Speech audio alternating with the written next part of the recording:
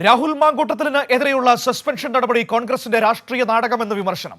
Suspension നടപടി ക്രമങ്ങൾ പാലിച്ചല്ല. Suspension കാലാവധിയും വ്യക്തമാക്കിയിട്ടില്ലാത്തതിനാൽ രാഹുലിന് വേഗം തിരിച്ചെത്താനാകുമെന്നാണ് വിവരം. രാഹുൽ മാങ്കൂട്ടത്തിനെതിരെയുള്ള സസ്പെൻഷൻ പ്രഖ്യാപനത്തിൽ ജനരോഷം താൽക്കാലികമായി തണുപ്പിക്കുക എന്ന ലക്ഷ്യം മാത്രമെന്നാണ് സൂചന. ഇത് കോൺഗ്രസിന്റെ രാഷ്ട്രീയ നാടകമാണെന്നും വിമർശനം ഉയരുന്നു.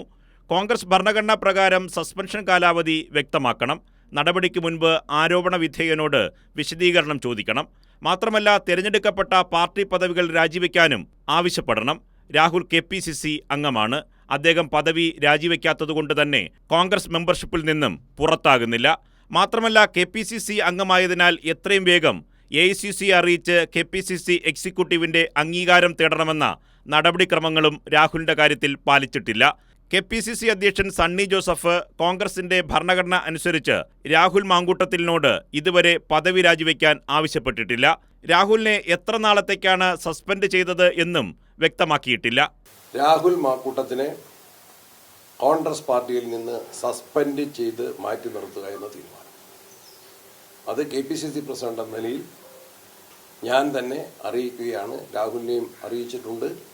അദ്ദേഹത്തെ കോൺഗ്രസ് പാർട്ടിയിൽ നിന്ന് ഇതിനാൽ സസ്പെൻഡ് ചെയ്യുന്നു. അതുവഴി തന്നെ അദ്ദേഹം കോൺഗ്രസിൻ്റെ നിയമസഭാ കക്ഷി അംഗവും അദ്ദേഹത്തിന് ഇപ്പോൾ തുടർന്ന് ലഭ്യമല്ല എന്ന കാര്യവും അറിയിച്ചിട്ടുണ്ട്. സമാന ആക്ഷേപം നേരിട്ട കോൺഗ്രസ് MLA-മാരായ M. വിൻസെന്റ്, എൽദോസ് കുന്നപ്പള്ളി എന്നിവർക്കെതിരെയും പാർട്ടി നടപടിയെടുത്തിരുന്നു. അവർ രണ്ടുപേരും വേഗം പാർട്ടിയിൽ തിരിച്ചെത്തി. ഇപ്പോഴും MLA-മാരായി തുടരുന്നു. നടപടിക്ക് പിന്നാലെ നിയമസഭയിലെത്തിയ M. വിൻസെന്റ് നിയമസഭയിൽ അടിയന്തര പ്രമേയം അടക്കം അവതരിപ്പിച്ചു. അതുപോലെ ജനങ്ങളുടെ കണ്ണിൽ പൊടിയിടുക മാത്രമാണ് രാഹുലിനെതിരെയുള്ള സസ്പെൻഷൻ എന്നുമാണ് സൂചന.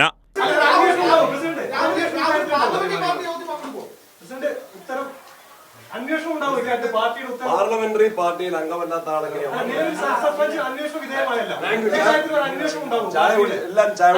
ഇതൊക്കെ ഞങ്ങൾ പല പ്രാവശ്യം പറഞ്ഞതാണ്. പല പ്രാവശ്യം വളരെ കൃത്യമായിട്ട് പറഞ്ഞ കാര്യമാണ്. ഇതെല്ലാം വ്യക്തമാക്കിയതാണ്. ഇനി അതിട്ട് ചുരണ്ടണ്ട. കൈരളി ന്യൂസ്, തിരുവനന്തപുരം.